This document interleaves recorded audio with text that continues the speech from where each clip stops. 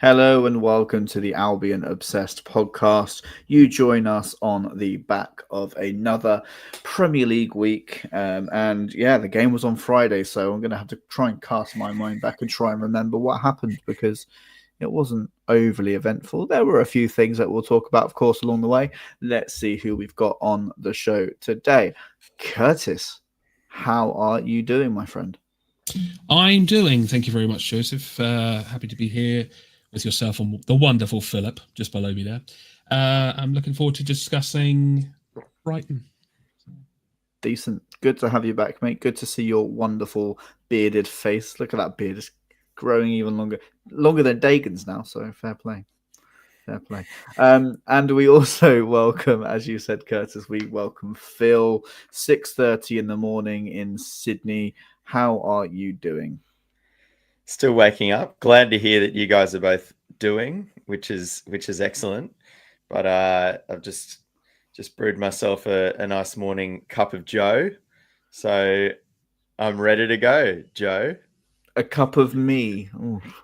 Who wants that? No, I'm not even going to. Steady on, Phil. This is a family show. My God. Yeah, steady on. For the audio listeners, today I'm repping the Germany away shirt from last year with Pascal Gross on the back. Ordered it because I wanted Pascal Gross on the back of a Germany shirt, and then 3 weeks later he left. So there's that. Anyway, let's react because we were, just before we went on air, watching the FA Cup third round draw. And of course, this is the time where the Albion enter into the FA Cup to try and replicate their pretty decent successes in the FA Cup of late. Curtis, first of all, Norwich away. I mean, it's a good opportunity, isn't it, to hopefully get a win. I don't want to jinx us too much and say, oh, we should be beating Norwich. But I think it's a good opportunity in the third round, isn't it? Oh, Joe. The glitz, the glam, the big Tesco. Norwich has it all. Cannot wait for that game. But no, I mean, I'm just glad it's not a Premier League team. That's all I'm saying, because it was either going to be Stoke, Wolves, or Liverpool. That's just who we end up playing in these cups. So yeah, someone different. It's going to be exciting. We get to see Shane Duffy again, which is fun. And Ashley Barnes, is he still there? I don't believe so. If he is, he will definitely score against us. Phil, I mean, as I say, good opportunity to get a win and get through to the next round. But we can't underestimate them, can we? Yeah, 100%. It's an away trip. There are no easy games, but I'm just looking at the draw. Arsenal v Man United in the third round. Aston Villa v West Ham. So it could have been worse, guys. It could have been worse. I think we got through the third round last year, and it was Wolves in the fourth round, wasn't it? I believe. But I'm confident. I'm confident that we can take home this silverware. To be perfectly honest, as we will unpack as the episode continues, we can beat anyone on their day. So what's to say we can't go 2 steps further ahead than 2 seasons ago? I feel like we're playing just as good football, and our manager's less of a fraud as it was 2 years ago as well. So let's do this. Brutal assessment by Phil. But Phil, I just want to say as well, just to get the negativity out of the way early on, we can also draw and lose to anyone on our day, as we saw on Friday. So I think, the question I had next, which you've already alluded to, is that this team on their day can beat anyone. So we theoretically can think about us winning the FA Cup, which again blows my mind. The very thought of the image of Lewis Dunk holding that trophy is crazy. Curtis, you was at the semi-final a couple of years ago. I mean, it was a great day out, wasn't it? But just, how heart-wrenching it was. Do you think we could go on another journey like that? I mean, I'd like to think so. I think we're playing really, really good football. I just don't see why not. I mean, we've got good depth at the moment as well, which I think is hugely beneficial. So as long as we can keep some people fit and things, I think we stand a good chance in progressing further and further into the tournament. Yeah, fingers crossed. And yeah, deep squad can mean anything. So just hope the injuries stay away. Sorry, Phil. Go on. Yeah, we're not wading our way through Europe as well, like a lot of these teams are, and already appear to be struggling to cope with, particularly on an even broader schedule. Is it now? So, yeah, exactly. There's absolutely nothing stopping us right now, and there really aren't too many major injury concerns. I know we've apparently we were near the top of that sort of ladder thing that outlined how many games each club has missed by, how many games players have missed. And we were at the pointy end of that, but some of it seemed a little bit fake, obviously, like Solly pushed up the average and whatever else. Like it does feel like we've got a pretty healthy squad right now, particularly with Lewis Dunk being back and available. So let's do it. Yeah, I mean, a Lewis Dunk who, when he came on against Southampton, looked to be back to a fitness level that you could expect the very best from Lewis Dunk, Curtis. Do you think, I mean, it's such a headache, isn't it, that selection of, because Jan-Paul Van Hecker and Igor have been absolutely fantastic. So what does Hertzler do? Does he play a back three? Who does he drop if Lewis Dunk is to come back into the side? That's tough. Yeah, I mean, as you say, it's a headache, but it's a good one. Imagine having that many talented individuals that you can't choose which one, So, I'd like to maybe see. I think I'd stick to I do like Dunk Igor for the cup, then give Van Heck a rest for the league, because I think he's become he's always been a very important asset to us, I think, but he's one that he's an absolute powerhouse. Like, we can't really afford to see him get injured or something. Yeah, I'd go for something like that, I think. Very true, very true. I mean, the headache is Hertzler's headache, and that's why he's paid the big bucks to make those decisions, I guess. So yeah, over to you, Fabian. Let's see what you do. I mean, let's not beat around the bush any longer. Let's talk about Southampton on Friday. Was alluded to as the potential banana skin by Tom last week after we beat Bournemouth away, which was a really good performance. We come into this one, Phil, probably feeling like this is the step up that Brighton have to make now and prove that we can beat these teams that are fighting in around the bottom of the Premier League. A point that I want to make as well is that if we do gain this consistency, then we are being spoken about as a team that are challenging for the title, because if you can beat the teams that you're not expected to beat, like Man City, and have a draw against Arsenal at the Emirates, and then you beat all the teams that you're expected to beat, on paper, those points get you near the top of the Premier League, and that's just a fact. That's not me being a dreamer saying that Brighton could win the Premier League. So do you think that people maybe have to think that, do you know what, if we were that consistent, then we would be title contenders, and we should be happy with the fact that, like, what we're doing at the moment? I feel like it's a fraction more complicated, because it's so easy to look at the Wolves game and look at this game, and I'm pretty sure there was another one in there where where there was a skid at home as well. I think. Yeah, the Ipswich game, that was one of the most frustrating 90 minutes you'll ever watch. And you drop points there, particularly the Wolves game.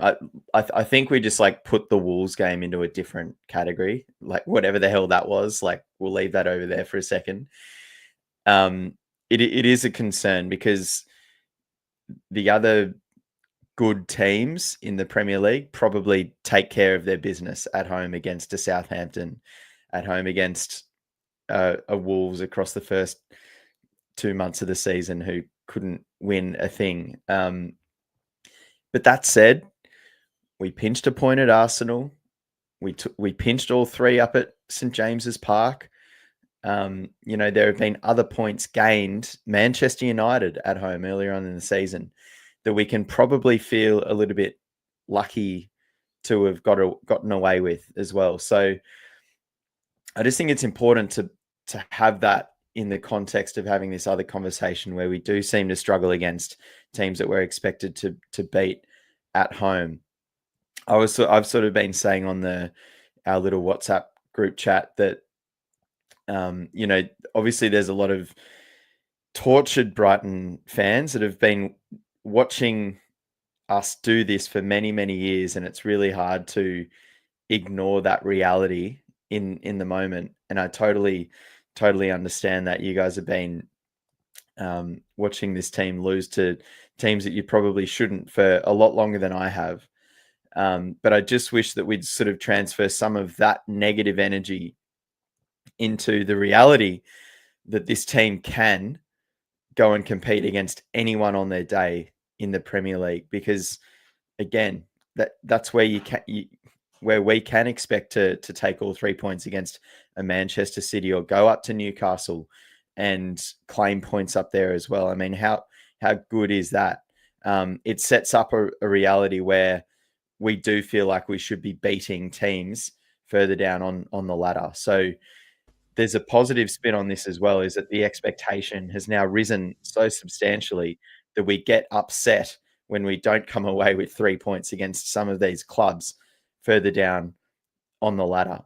And one more point to make on this is that I think the sort of the mentality and the approach, I'd prefer us to kind of look into this, the mental frailty of this team that perhaps is starting to appear in second halves, and when we do, and just holding on to leads.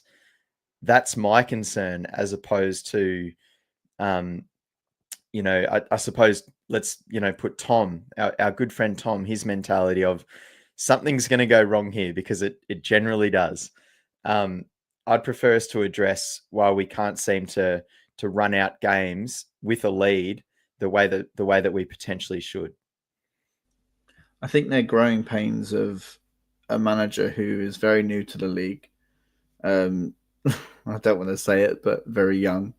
He does talk about the fact that he's 31. What? He does talk about the fact that he's been coaching for a long time, but he is learning a new squad. He's learning all about their personalities. He's only been here for 5 months. So I think those growing pains in between us being challengers for lower end Europe or challenging for the Champions League, that's the difference here, is managing those expectations of, if we turn into the team that can easily turn up against Southampton and see them off. I mean, I just want to point people to the fact that Liverpool struggled to beat Southampton and had to rely on a couple of controversial VAR calls that went their way. So again, this league is very difficult. All the cliches, insert them here. But it's managing those expectations, isn't it, Curtis, of being between being a Liverpool and I don't want to belittle us at all, but being a Brighton and having those growing pains and becoming a big club, because we are becoming a big club. As much as I agree with your statement about growing pains, I do feel it has been an issue for like the past few seasons. We had it under De Zerbi as well. I think under Houghton at times, even. Oh, Potter, Houghton. That was a while ago. Under Potter as well. But I feel like we are a team that really revels in the fact that we're underdogs sometimes, and that's why I feel we tend to do better against your Liverpools and your Manchester Uniteds, and we have these really, really good performances. And that's not saying that we don't deserve to win games because we're underdogs. I just think I think we do better with the pressure. And then when we're coming up against these equally hungry teams, it's harder, But I also feel like it's important to say that these draws and things like that will not be the end story of this season. We're on course to having a a really excellent season under a really young and fresh manager with some amazing players, and I think the future is bright. And I think we have to just look to the positives. Yeah, I mean, we're ending game week 13, I want to say, 4th in the league, above Manchester City. I mean, I think you just have to count. Exactly that. We'll stop that there. But I think you have to look at the fact that City are having their issues, Aston Villa are having their issues, and I know they've got Europe to balance as well. And we had our issues last year with Europe as well. But I think you have to give some grace to this team in the fact that we are under a new manager, and it does take time. And I think the growing pains of De Zerbi were there because of different reasons. And the growing pains of Potter were there because we were transitioning from a team that were managed by Chris Hughton and were just hoping not to lose every week to a team that were wanting to play really attractive, lovely football, but still getting beat quite a lot. Over the last 4 years, I think you do have. I mean, we've got into Europe, we've done incredible things, so the growth is happening. And I think people just have to, manage those expectations a little bit more and realize where we are and what we've done so far, because it is incredible. These draws against Southampton, as frustrating as they are, they happen. They happen to every team, and every team turn up every week and say, "Well, that's just the Everton thing to do. That's just the Bournemouth thing to do." It's because it's our club and we say it. I think Dagan's alluded to it before. So, I think we just have to look forward to the next one because this team are capable of winning Premier League games. All I'd add is, go on. that there is, and again, Herzl's figuring it out, I'm sure. But there's a reality where aren't we the only club or team or whatever it is so far that hasn't gone down 1-0 in a game but gone on to lose or something like that this season? Like, we've lost two league games, I'm pretty sure. We've managed to come back from conceding the first goal, but we nearly bottled a 2-0 lead against Bournemouth as well. They were a crossbar away. So we obviously did that against Wolves as well. Liverpool completely ran over the top of us after we had a halftime lead. We had a halftime lead against Southampton, and then they looked like the better team in the second half. So that's just, it's on my radar. We need to run out games a bit better. It seems like, and again, like we're doing that. We're seemingly doing that like a Man City example. When we are behind, we seem to do that. We seem to finish strong. We just need to figure out how to finish strong when we're in front, because that's the reality right now. Yeah, it's a big job for Herzler to get that mentality ingrained into the players and have it such a strong mentality that you can, not feel comfortable when you're 2-0 up and you still want to go on and score a third or a fourth. Obviously, there are mitigating circumstances of why we nearly lost against Bournemouth, because we lost a player unfairly. So I think that there's so many things which cost us against Southampton, just quietly. Yeah, I mean, we'll get onto that in just a second. Let's talk about the joyous moment in that game. I just want to put spotlight on a player that I thought was absolutely fantastic, and we'll probably not see him now for another 4 or 5 Premier League games. Tariq Lamptey. I mean, that guy in the first half especially was electric, was back to the Tariq Lamptey that I absolutely adore.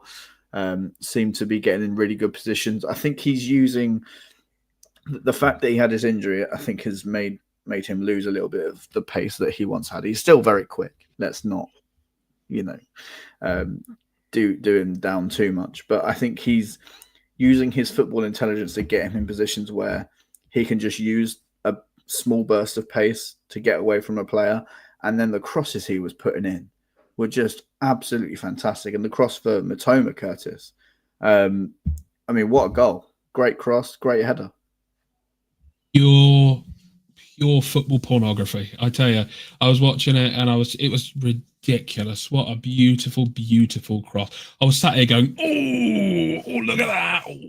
Oh, it's fantastic. And the header from Matoma, absolutely outstanding.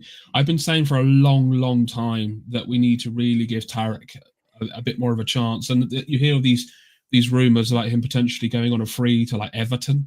And I think that would be hugely sad if he went to bloody Everton. But also to not stay with us, because I think he still is a very good player. Yes, he's not the same player that we had due to for some they could be considered like career-ending injuries, right? But he's come through so much and he's still performing like that. I think it's a testament to him as a human being that he can still keep his head above the water and perform to that sort of level. Yeah, it's crazy that he can keep his head above the water because he's only 3'2".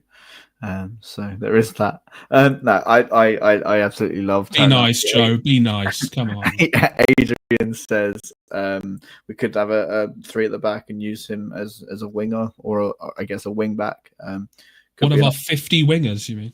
Yeah, exactly. Phil, I mean, Matoma should have scored earlier in the game. There was a sort of a gilt-edged chance that he just sort of spooned wide. But for him to get into that position again, I think he got into some pretty decent positions in the first half and maybe should have scored more than his one. I mean, it was a great header. What have you made of Matoma recently? I mean, he scored against Everton on the opening day. Hasn't done... we see Matoma taking it past wingers, but the finishing for me hasn't been there. So I'm happy that he's got his goal. But what have you made of Carew so far? Yeah, he was clearly struggling for some confidence for a big chunk of this season. But it feels like he's turned the corner. I mean, he put the finish at Bournemouth as well. I mean, what a goal that was. This was a gorgeous goal as well. So it does feel like he's getting that confidence back, and he puts himself in position to score these goals so often. So it is important that he has that confidence to finish off his goals as well. Because, I suppose even through that sort of scoring drought, he was in position to score some and kind of fluffed the finish. So yeah, he should have scored that goal where he pounced on that Sugawara error off the back pass. I think that was like the 6th or the 7th minute. He kind of just needed to be a fraction more patient in that moment, but it was so good to see him pounce on that opportunity, running straight past his direct opponent, the fellow countryman. I don't really know what Harwood, what's his name, the Southampton centre back was doing. Yeah, Harwood Ellis, I'm pretty sure. He just kind of ran out of the way to go and man someone else and let the ball come in and bounce into that huge open space. But it was obviously a dangerous ball. Sometimes you've been frustrated watching some of these Brighton teams over the last couple of years, because it's like, can you just start putting some balls in and wait for the chaos to happen off the back of it? Try and walk the ball in. So credit to Lamptey for having the audacity to put in a ball like that. And then what a finish it was from Carew Matoma as well. And I think he's turning a corner in terms of his form and confidence. I did see someone say that he was looking pretty ginger after the game. I mean, full time happened in about the 102nd minute in the end. But even down to that last minute, he put that fizzing cross across as we tried to find that winner, which nearly resulted in a winner too. So he ran out the game fine. And, Brighton's at its best when he's firing. And it does appear as though that's a reality right now as well, which is good. Yeah. I mean, on Tarek, I think the other fullback on the other side, Pervis Stupinian, could learn a lot from his crossing. So many times Pervis gets into great positions, and no threat seems to come from it, that's starting to grate on me a little bit, because we're not seeing the same Purvis that we maybe saw a season and a half ago, and gets me even more like, why on earth is Barco warming Sevilla's bench? I think he's only played something like 300 minutes for them this season, and they're thinking of ending his loan and sending him back to Brighton. I think that'd be a great thing. I mean, the way Barco ended last season and the pre-season that he had, I thought, yeah, leave this guy in the team, because if not just for his attacking output, I think he's just excellent, and he can learn all the defensive parts, I think. But that's for another day, another conversation. I think it's also fair to mention how just one of those games against Southampton where just like, I don't think we had our shooting boots tied up that tight. I mean, like Rutter himself had a fair few shots and couldn't convert, and I think Welbeck, I think, had one at his feet and couldn't get one in. So it's just one of those days, unfortunately. And like maybe in another game, we might have put all of those goals away, but it's just one of those very frustrating performances. Yeah, exactly that. Rutter. Exactly. We'll probably get to it, Joe. Maybe I'm trying to steal your job here, but Jorginho had two ridiculously good chances in the first 15 minutes. And how good does he look playing that wide role as well, when he can cut back in, open up the angle? The first one, he found too much angle. He somehow missed it past the near post. That was a great opportunity. The keeper had no idea what was going on. But the overhead kick he attempted, or was that? Well, that was in the second half as well. But in the first half, yeah, he cut back in off that wing onto his left foot, somehow missed one past the near post, and the keeper was just like standing completely still, unsure of what was happening. And then the second one, he hit the post on the far side.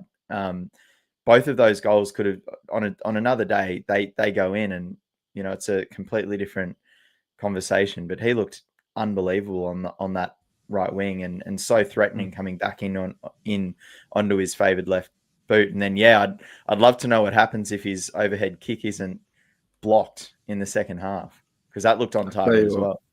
It was. I was sat right behind that, and I thought it was in. And the scenes that would have gone off in the North Stand would have been, something to hold dearly. That's for sure. Because I love him. I love the energy he puts out into the team, into the Brighton community as well. He always seems so happy that we've won a game. I don't know if you guys saw the video on social media about him talking about Lewis Dunk's 250 appearances and his favourite memory of Lewis Dunk. Obviously, he's got a very short sample size of Lewis Dunk, but he said about Lewis Dunk getting cramp. So he seems like guy that's going to pick up all the funny bits and, make a few friends in the squad and, just smile through it all. It's crazy to think that there were naysayers about him initially at the beginning of the season, like if we'd spent too much money on him and things like that. And I think he's definitely he's paid all that back. I think he's fitted in so well, way better than I thought he would. Because to be honest with you, I'd never really seen him play, so I had no bias against him. But he's just been really impressive, and I'm so glad we have him. He's such a great asset. So. There's people jumping the gun on our recruitment, and when in recent times, how many times has our recruitment let us down? Not that many times. And people judge way too quickly, in my opinion. If you get a player with certain attributes and put them in a team like we have, they can thrive. So maybe they were watching him play for a struggling Leeds side and thought, don't really want him because he looks to be struggling. He can't create chances. He's not the only player on the pitch. And if you put him next to João Pedro, Daniel Welbeck, Mitoma on the other side, Tarek Lamptey or Joel Veltman behind him on the right-hand side, or Baliba behind him if he's playing in sort of... Kadioglu. Yeah, exactly. So, I think people, are always so quick to judge a player before they've even kicked a ball for your football club. So, I think he's proving them wrong very quickly. which is nice. Very, very nice.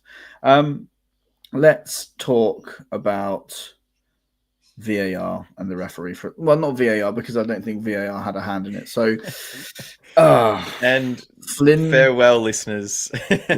Flynn Downs. Yeah. Is that his name?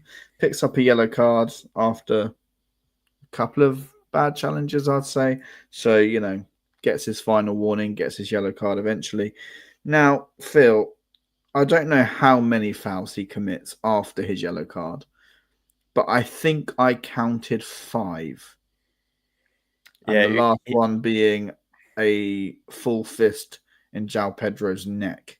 So why didn't he walk? It's an excellent question you ask, Joseph. The best questions are the ones that cannot be answered. I don't know if that's actually true. I'd prefer to be able to answer questions. Otherwise, they're not questions, are they?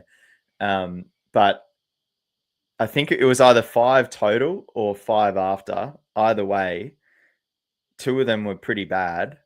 And on a different day, or,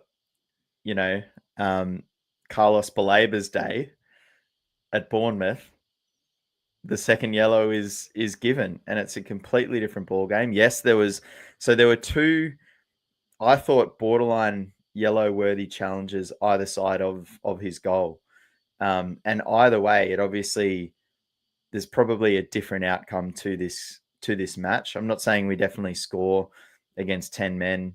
We've proven that it's not always easy to do anyway, but yeah, there were 2 challenges, particularly the one on João Pedro, which I'm pretty sure was after the goal, was where you are thinking, why is this guy still on the pitch? It was unbelievable how lucky he was and how lucky his manager was that that they weren't in the end. That it didn't cost them. I suppose I couldn't wrap my head around that. I was seething in the moment. Yeah. I mean, Russell Martin had a lot to say after the game about Fabian Hurtzler-Curtis, saying that he's never seen an opposition manager trying to get a player booked as much as Fabian Hurtzler was. What do you think Russell Martin would have said if the shoe was on the other foot? Did I get that phrase right? I think I did.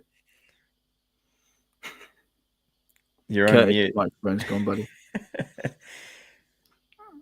Your microphone's gone. Yeah.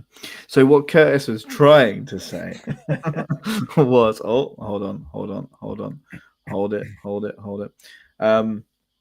Phil, I mean, whilst you phrased that perfectly, Joe. Yeah, that's good. That's good, because my brain doesn't work sometimes, as you can tell. What do you think a Russell Martin would have said if the tables were turned? That's definitely the question. It seems like rich comments from a manager afterwards, probably a manager that can feel equally as aggrieved as, and their fans versus our fans after that draw because of the VAR, because of the disallowed goal incident as well. They're probably thinking, hey, we should have won this game. And we're thinking, well, they shouldn't have finished the match with 11 men. I think we both know the answer to this question, Joe, is what I'm trying to get at. Quite clearly,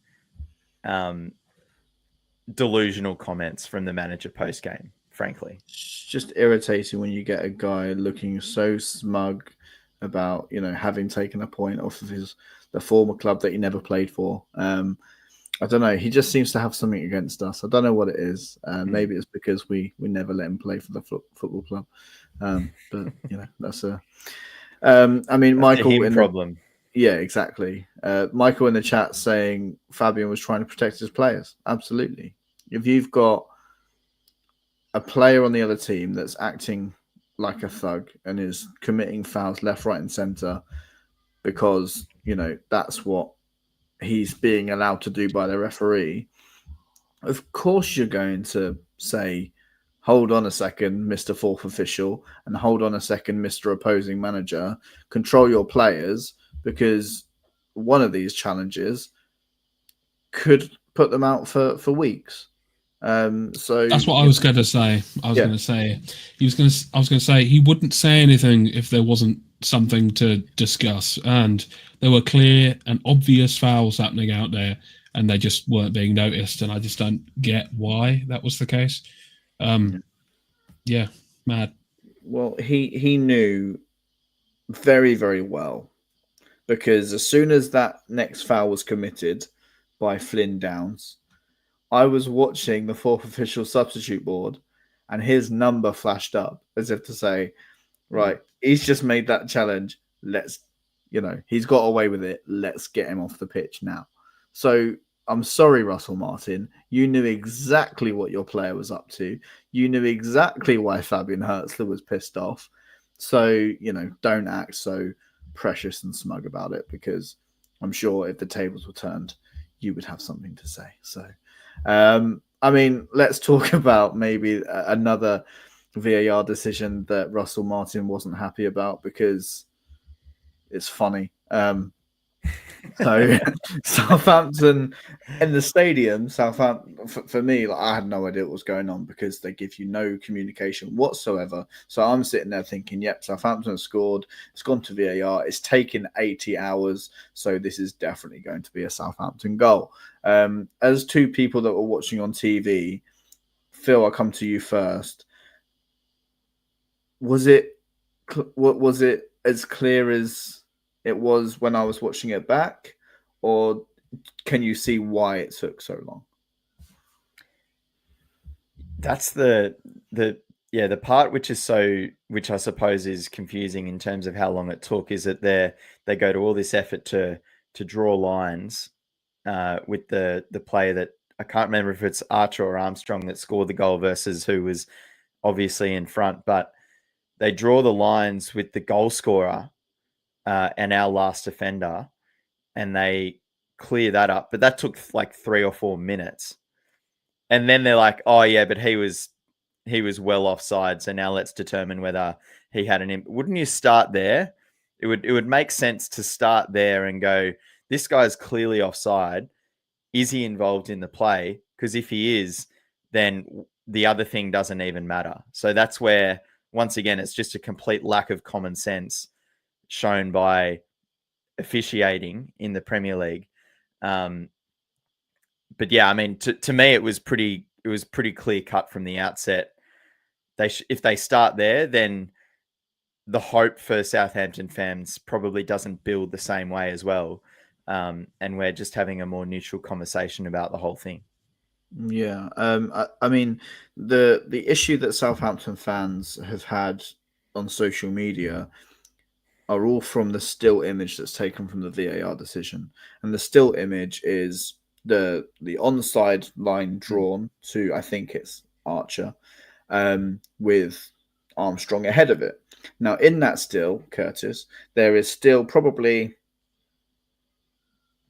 7-8 meters between him and Verbruggen. I'm no good at measuring stuff without a tape measure, so you'll have to forgive me. But what they don't take into account is all the stuff that happens after it.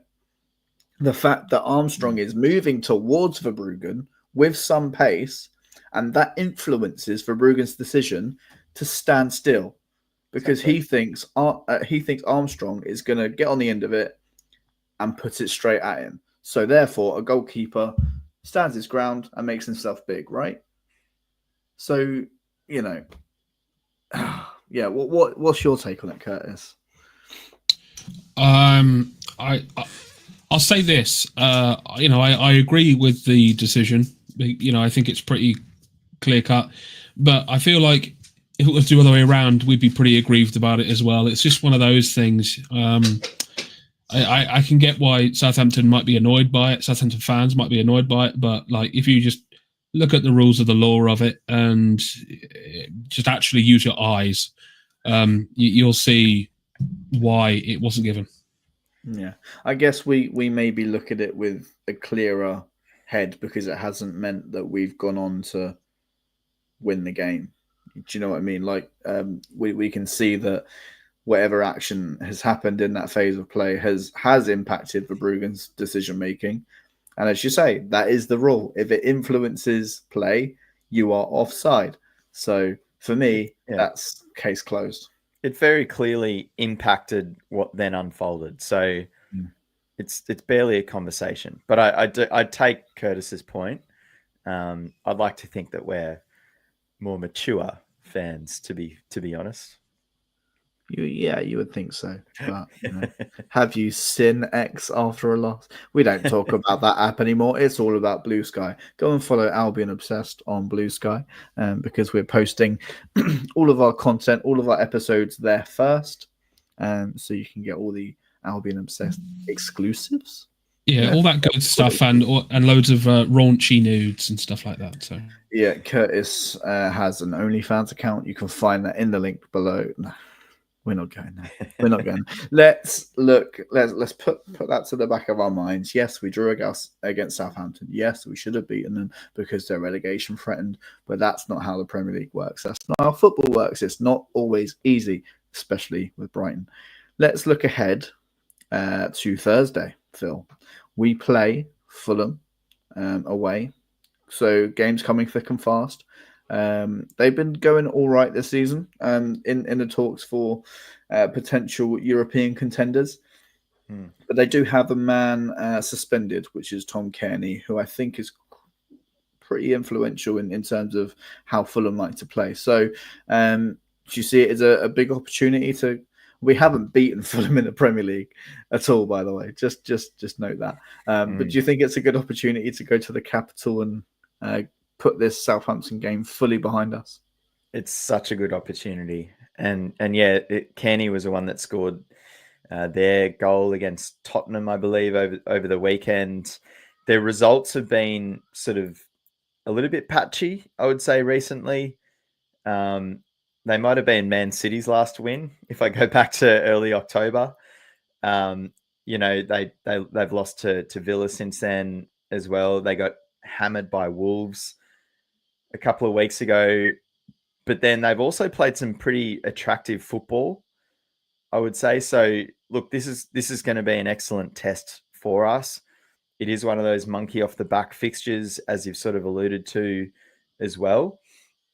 I'm pretty sure I had one of my rare podcast appearances after we got hammered by them in London last year, and Harry Wilson tore us to shreds in that second half. He's been coming up with big plays this season, so look out when he gets injected into this game off the bench. But yeah, again, we know that we can go there and claim 3 points. We're good enough. We're in the top 4 right now, baby. So huge opportunity, a huge chance for us to go up there. Obviously, on a short week as well. So we'll see what Fabian Hertzler decides to do from a team perspective. We might get Ferdi Kadioglu back in the mix this week. I doubt he'd come straight back into the starting 11. So we'll see how that one pans out. As mentioned, I saw someone say somewhere that Matoma was looking pretty hobbly after more than 100 minutes running up and down that left wing. So let's see how he pulls up. Of course, they got Pedro off and Rutter off at the right times, probably. I mean, maybe they could have been the ones to come up with a winner, but equally they should be fine for this game. We get Carlos Baleba back in the mix, and he's kind of been, the yardstick for us. So why not? Why not go there and put some pressure on those top teams and claw back Chelsea or Arsenal? Let's hope so. Let's hope so. I mean, Curtis, that as Phil alluded to, Fulham are a team that like to play an attractive brand of football. Do you think that's something that could maybe play to our game and be something that we can let them play and then catch them when we need to? I mean, I feel like we've done that a few times this season. I feel like we did that in Newcastle. We let them play and we countered, and I thought we had good success in that. And I agree with what Phil was saying about how Fulham have played some really attractive football at times, but they've been they've definitely had a few stumbles here and there, and I feel like we could definitely contribute to that catalogue of stumbles if we just play the right game, because they are an intelligent team with some really talented individuals mixed in there. So yeah, definitely. I mean, if the worst is to happen and we don't get a result that's favourable to us, we do play Leicester on Sunday. So, Phil, a lot of fixtures. The squad is big enough to deal with these fixtures. As you say, like a selection headache for Hertzler, right? Of course. Yeah, we're particularly at central defence as well. So we'll obviously see what happens there. I think probably if Hertzler just wants to make the sort of the least controversial move, he can probably justify to fans and everyone else that once again he's easing Dunk back into playing time, and he's going to start him on the bench and start with Van Hecker and Igor as your central options there. Probably is Joel Veltman available, or was he actually injured or sick or something last weekend? So yeah, he wasn't in the match day squad at all, was he? Yeah, so we'll have to we'll keep an eye on what happens with that one. I'd like to see Kadioglu have a crack back there, but I know he's been using Ferdy higher up anyway on that right-hand side. So we'll see how Ferdy's injected back in. Maybe he's still one match away, or maybe he's held for Leicester. We'll wait and see.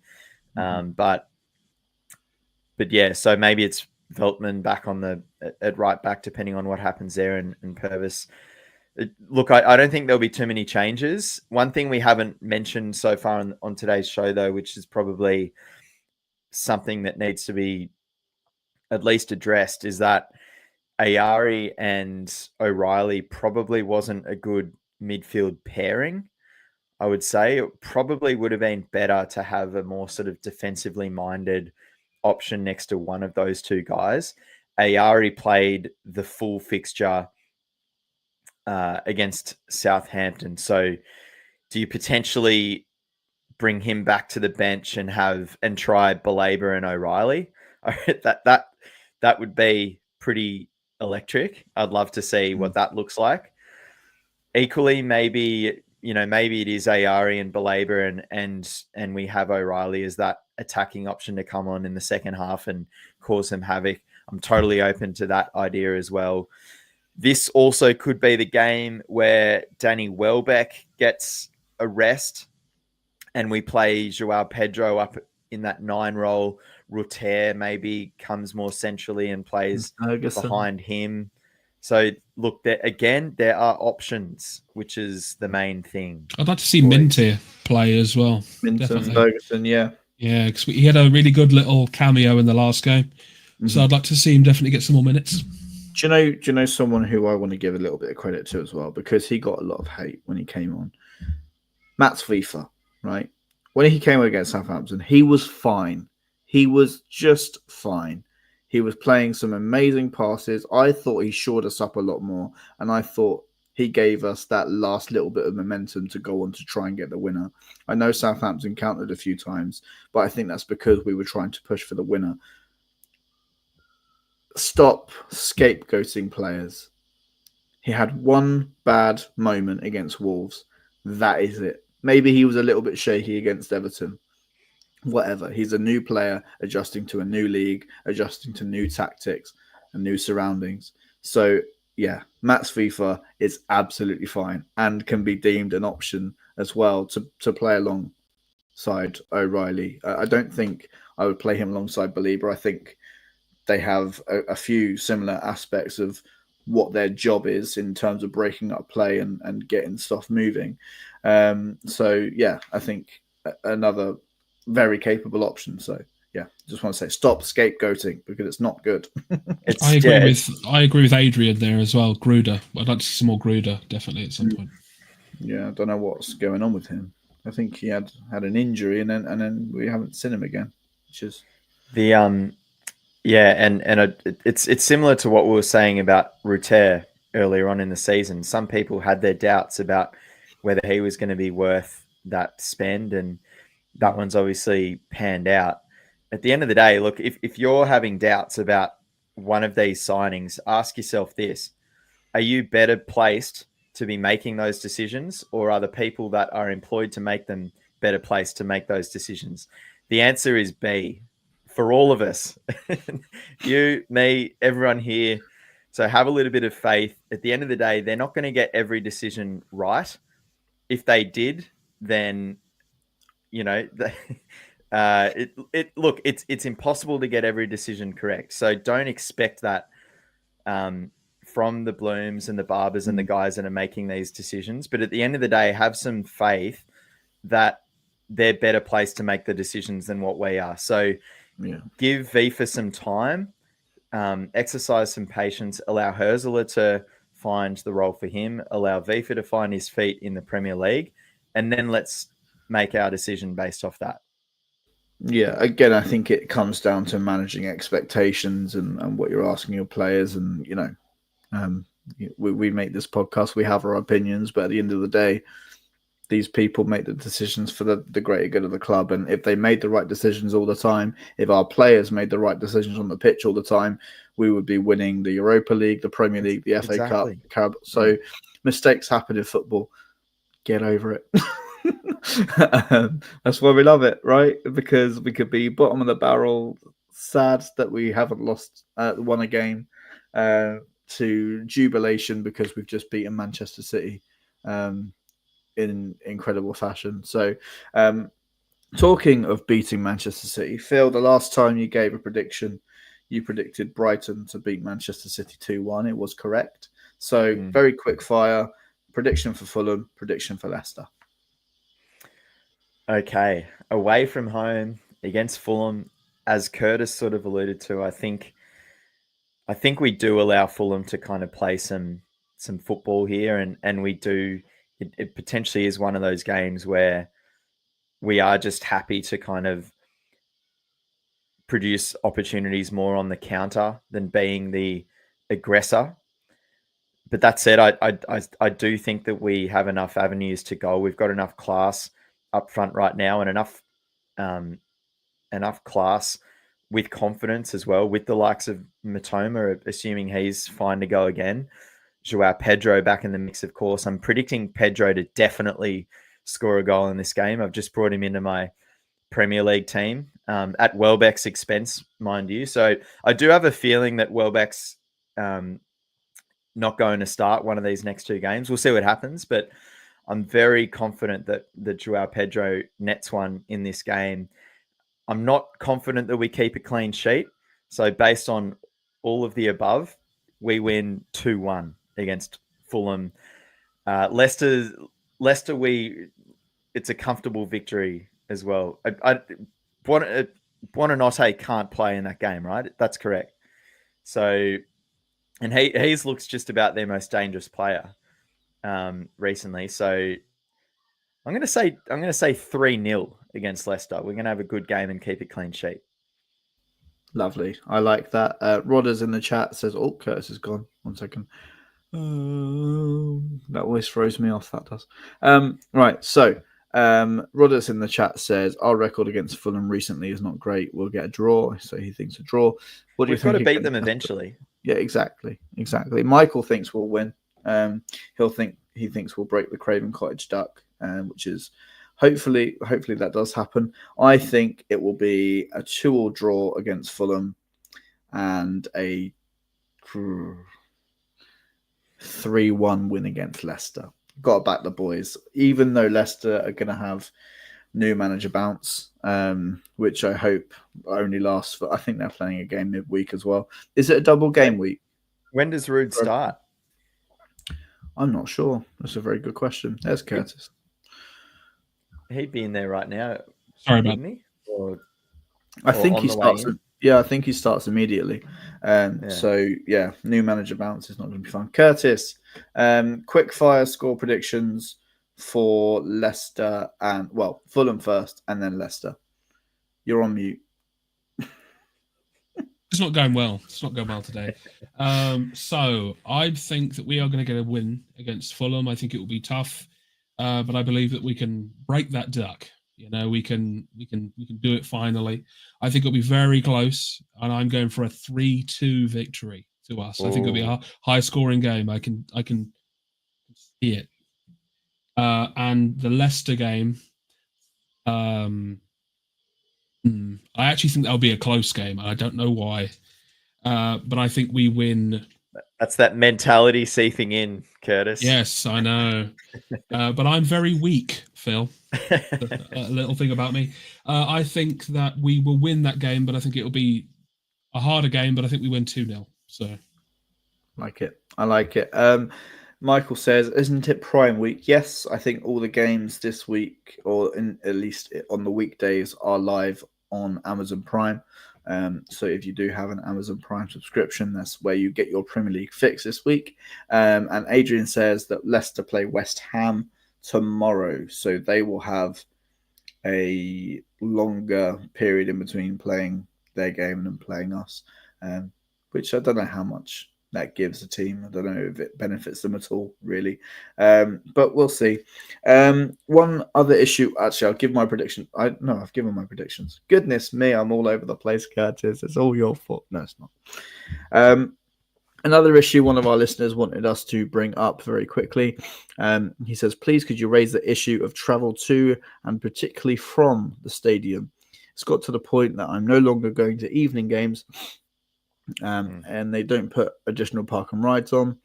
I think the number of people pushing to get on the limited trains and carriages is starting to get dangerous. I mean, Curtis, we saw a situation against Liverpool in the Cup. Alex took a picture and sent it to our group chat, and it was a sea of people from the top of Falmer Station pretty much all the way back to the shop. I mean, it's definitely something the club need to look at, isn't it? Yeah, and I think they are. I think I read something on Twitter that a local company is working with Brighton to sort out transport links and everything else like that. But it's the same with the buses as well. Like, if I leave the game that finishes at 5 o'clock, my bus ride home to where I live usually takes about an hour. The game finishes at 5 and I get home at about 9 o'clock because there's such limited buses, and you see all these empty buses driving past you, and they're like, you're like, why aren't there more buses available to the fans? So hopefully the club can do something about that. But definitely the train issue is something that's been a thing for a long time. So let's hope something can be done about that as soon as possible, because it's game day. It's ridiculous. And you have to think about it for like health and safety as well. Like something could happen there and you wouldn't notice amongst that sea of people. So it needs to be addressed.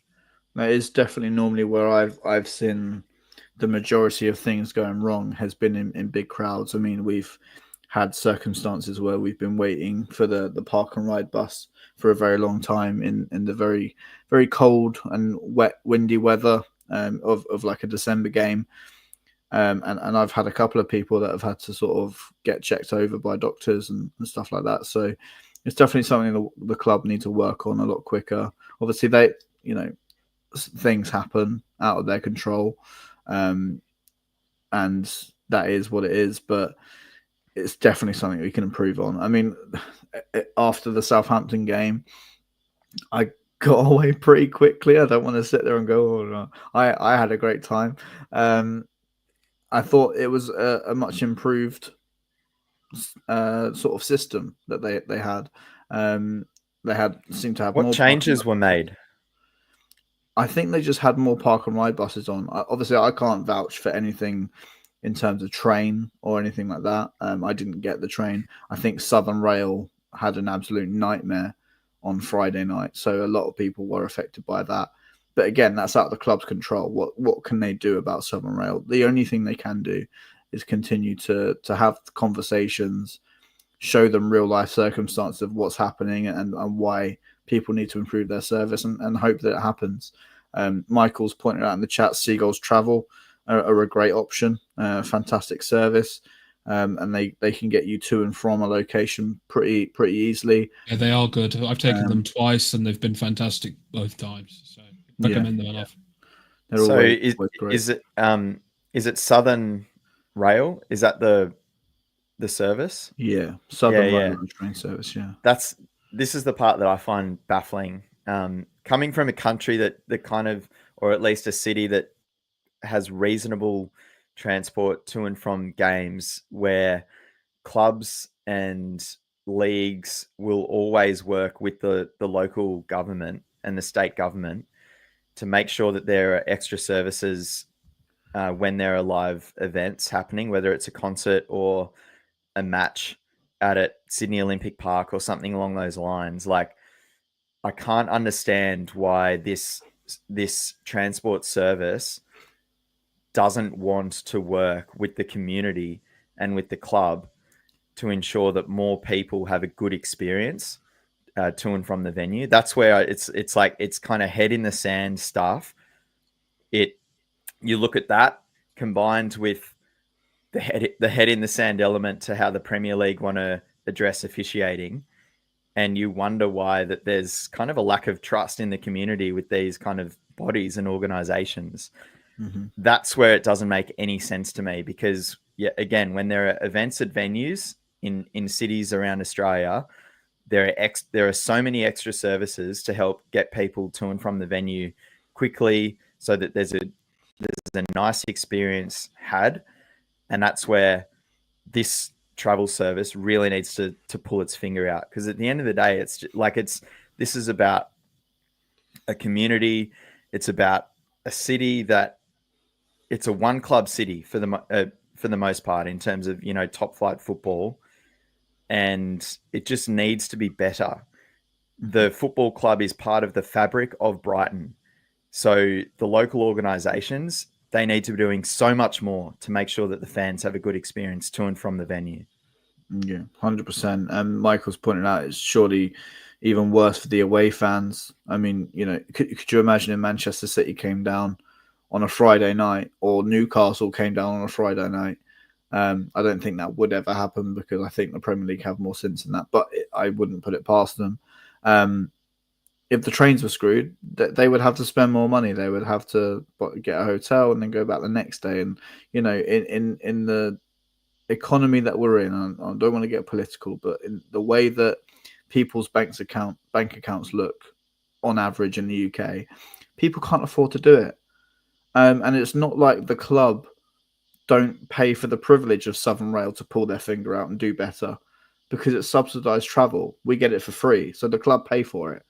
So it's not like Southern are losing money. I'm sure that the club do an even better deal for them and give them more money to make sure there's extra services put on. So, yeah, I think it's one of those things that's going to be a constant battle. Sorry, Phil. No, you're right. Sorry, mate. And not to put the cart before the horse, but we will be playing more nighttime games at the Amex over the next 2-3 years when we make it back to Europe. We saw what happened last season with some of these nighttime fixtures against clubs that have pretty hardcore fan bases that came to Brighton. That's going to happen again. Whether it's we're fortunate enough for it to be Champions League or Europa or whatever it is, there will be more night games at Amex next. If it's not next season, it'll be the season afterwards, because we've seen the investment in the team. It is happening. So let's sort it out, please.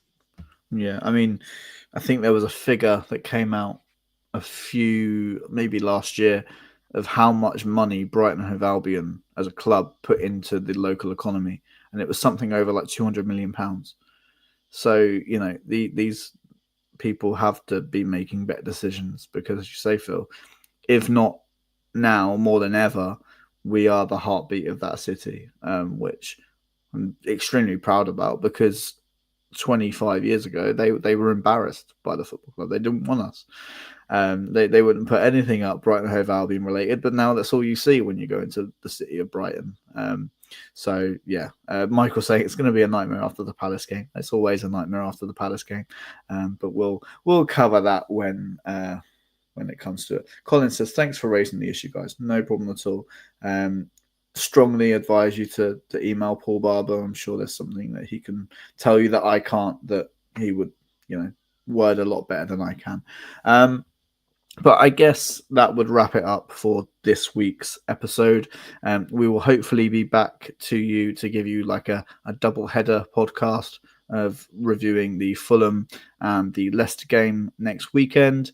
Do all the good things, subscribe to the Albion Obsessed podcast, hit the bell notification so you are notified every time we go live or upload. We love to see you guys in the chat as always. So thank you for joining us on the live edition of Albion Obsessed. Follow us across all social media at Albion Obsessed, especially Blue Sky. As I say, we always notify there when we're going to go live or when a new episode is out. Michael, we mentioned Norwich away in the Cup at the start of the episode. So if you want to go back, you can do. That's the great thing about YouTube. It's always going to stay here. So, well, I hope. Otherwise, we haven't got a home. What are we going to do, Curtis? But I do want to say quickly, I do want to say thank you, everyone, for stopping by and chatting with us. If it wasn't for you wonderful individuals, we wouldn't be doing this. So thank you very much. Exactly that. So I guess there is nothing else for me to say except for wherever you may be, whenever you may be, we will see you on the other side of 2 more Premier League games. Take care.